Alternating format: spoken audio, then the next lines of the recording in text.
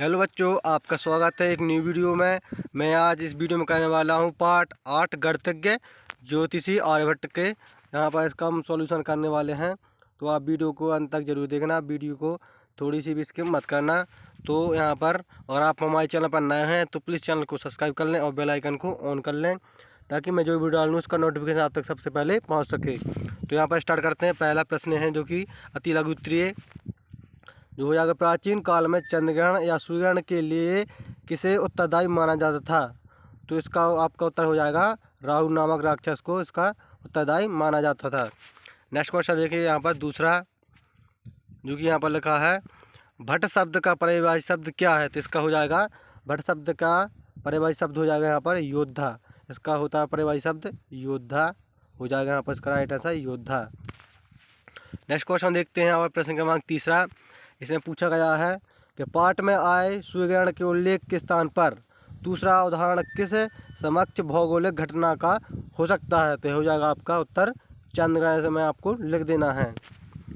Next question देखेंगे यहाँ पर आपका होता है एट ग्रेड अभ्यास पुस्तिका कक्षा 8 पाठ 1 से 12 तक, यानी कि टोटल आपके हो जाएंगे। तो यहाँ पर स्टार्ट करेंगे। तो दूसरा आपका क्वेश्चन हो जाएगा यहाँ पर भट्ट शब्द का पर्यायवाची क्या हो जाएगा? तो इसका आपका हो जाएगा योद्धा। नेक्स्ट क्वेश्चन देखेंगे लघु उत्तरीय इस प्रश्न क्रमांक 4 में यहाँ पर आर्यभट्ट ग्रंथ के बारे में कैसे पता चला था?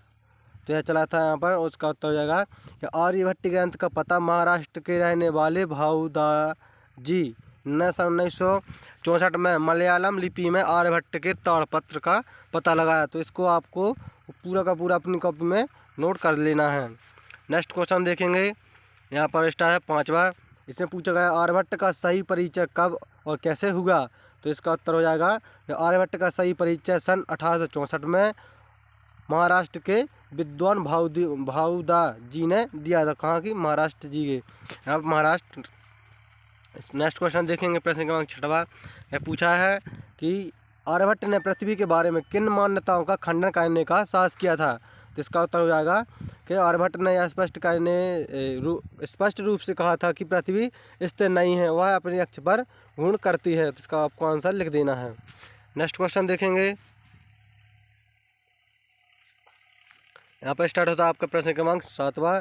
इसमें पूछा गया आर्यभट्ट के वैज्ञानिक योगदान के बारे में अपने विचार लिखिए। तो इसका विचार आपको यहाँ पर ये पूरा का पूरा लिख देना है कि आर्यभट्ट नामक ग्रंथ की रचना करने वाले आर्यभट्ट अपने समय के सबसे बड़े गणितज्ञ थे। आर्यभट्ट ने दशमलव प्रणाली का विकास किया। आर्यभट्ट के प्रयासों के द्वारा ही खगोल विज्ञान को गणित से अलग किया जा सका।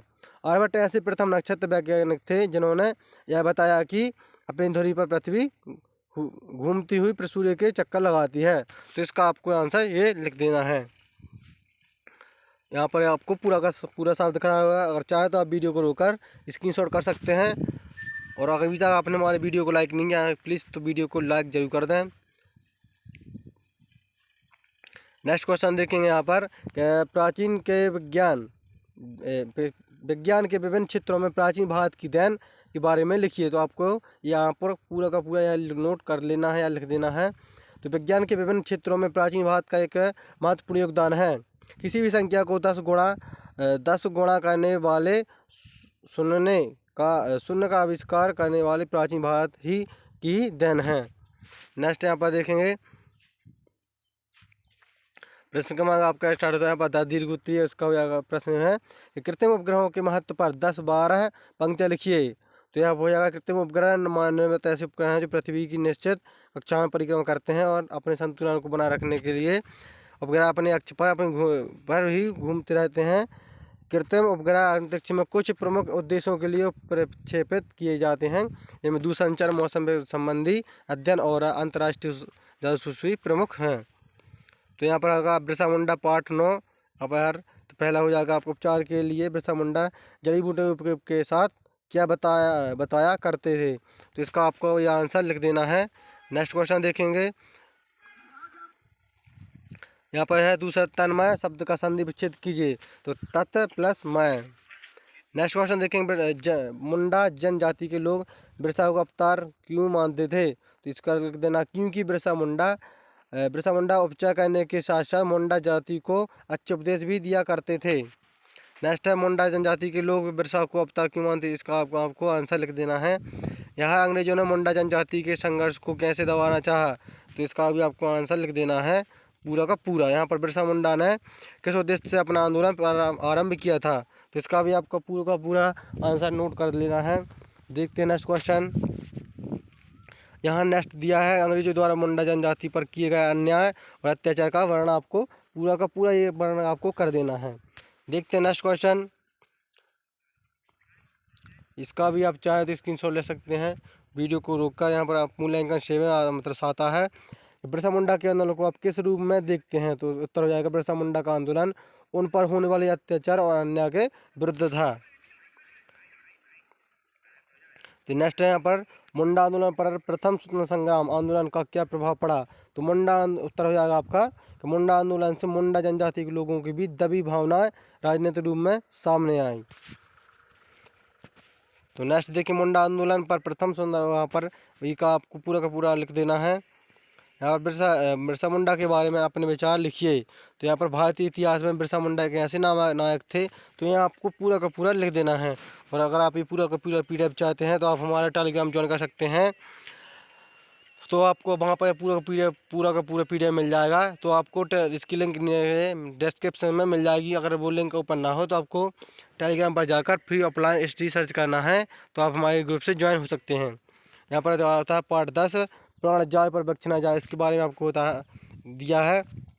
बिश्नोई समाज का इतिहास किस बात से भरा पड़ा है, तो उत्तर हो जाएगा बिश्नोई समाज का इतिहास वृक्षों और वन्य जीवों की रक्षा के अनेक घटनाओं से भरा पड़ा है। इसका आंसर ये हो जाएगा। दूसरा है कि किस प्राणी की रक्षा करते हुए अनेक बिश्नोई सिपाहियों के हाथों में शहीद हुए हैं, उत्तर हो जाएगा हिरण। नेक्स्ट तीसरा कि प्रदूषण बचने के लिए हमें किसकी रक्षा करनी चाहिए, प्रदूषण से बचने के लिए हमें पेड़ों की रक्षा करनी चाहिए। नेक्स्ट है यहाँ पर कि शहीद अमृता देवी के बलिदान से क्या प्रेरणा मिलती है, तो उसका आपको आंसर ये पूरा का पूरा लिख देना है। नेक्स्ट देखते हैं, शहीद हुए स्व निहाल चंद बिश्नोई के बारे में आप क्या जानते हैं, तो इसका आपको ये आंसर लिख देना कि शहीद हुए निहाल चंद बिश्नोई एकमात्र ऐसे गैर सैनिक हैं जिन्होंने शौर्य चक्र से सम्मानित किया गया है, इसका आपको आंसर ये लिख देना है।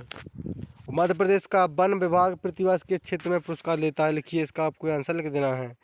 नेक्स्ट है कि पेड़ों की रक्षा करने हेतु बिश्नोई समाज के कार्यों का वर्णन कीजिए, इसका भी आपको आंसर लिख देना है।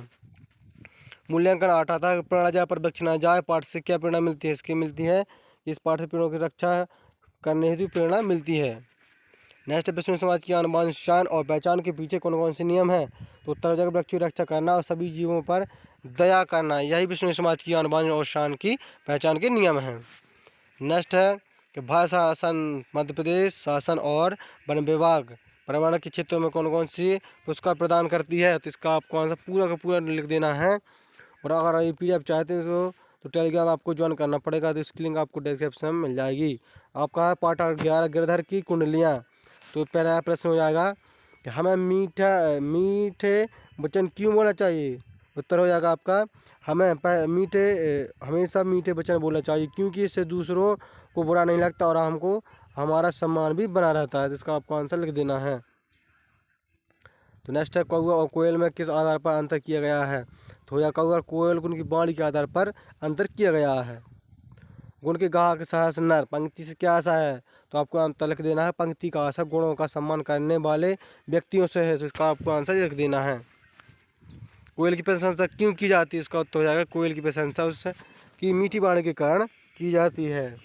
नेक्स्ट देखते हैं, कुंडली छंद की क्या विशेषता इसकी हो जाएगी कि दोहा और रोला से मिलकर कुंडली छंद बनता है। इनमें दोहा का अंतिम चरण और रोला का प्रथम चरण होता है। धन पाकर अभिमान क्यों नहीं करना चाहिए, धन पाकर हमें अभिमान इसलिए नहीं करना चाहिए क्योंकि धन चंचल होता है, कहीं भी एक दूसरे के पास जाता रहता है। नेक्स्ट देखते हैं कि धन पाकर अभिमान क्यों नहीं करना चाहिए, इसका आपको आंसर ये लिख देना है। नेक्स्ट देखते हैं गिरधर की कुंडलियाँ लोक व्यवहार में कितनी उपयोगी हैं, तो इसका भी आपको पूरा का पूरा आंसर लिख देना है। ये आंसर आपका गिरधर की कुंडलियाँ लोक व्यवहार में कितनी उपयोगी हैं, इसका भी आपको ये आंसर लिख देना है। पार्ट 9 मूल्यांकन 9 कवि प्रश्न हो जाएगा इसका, कवि ने दौलत का स्वभाव किस तरह बताया है, तो इसका उत्तर हो जाएगा कवि ने दौलत का स्वभाव चंचल बताया है। नेक्स्ट हृदय कुंडली बीती ताही विसार दे, इसका अनुसार होए बीती तो बीती, पंक्ति का आशय स्पष्ट कीजिए। तो इसका हो जाएगा इस पंक्ति के अनुसार गिरधा कहते हैं कि हमें बीती बातों को भुला देना चाहिए। नेक्स्ट गिरधा कुंडलिया की बीती बातें विसार दे, वही इसका आंसर लिख देना है। कवि गिरधार की लोक व्यवहार की शिक्षाओं को अपने शब्दों में लिखिए, तो इसका आपको आंसर पूरा का पूरा लिख देना है। तो आप वीडियो का इसका स्क्रीन कर सकते हैं। कवि गिरधार की लोक व्यवहार की शिक्षाओं को अपने शब्दों में लिखिए, तो इसका भी आपको पूरा का पूरा आंसर नोट कर देना है। आपका एट ग्रेड अभ्यास पुस्तिका हिंदी अंग्रेजी संस्कृत कक्षा 8 का पूरा दिख रहा होगा, तो आपको इसका पूरा का पूरा सॉल्यूशन लिख देना है। तो मिलते हैं तब तक नेक्स्ट वीडियो में, तब तक के लिए बाय बाय, जय हिंद जय भारत।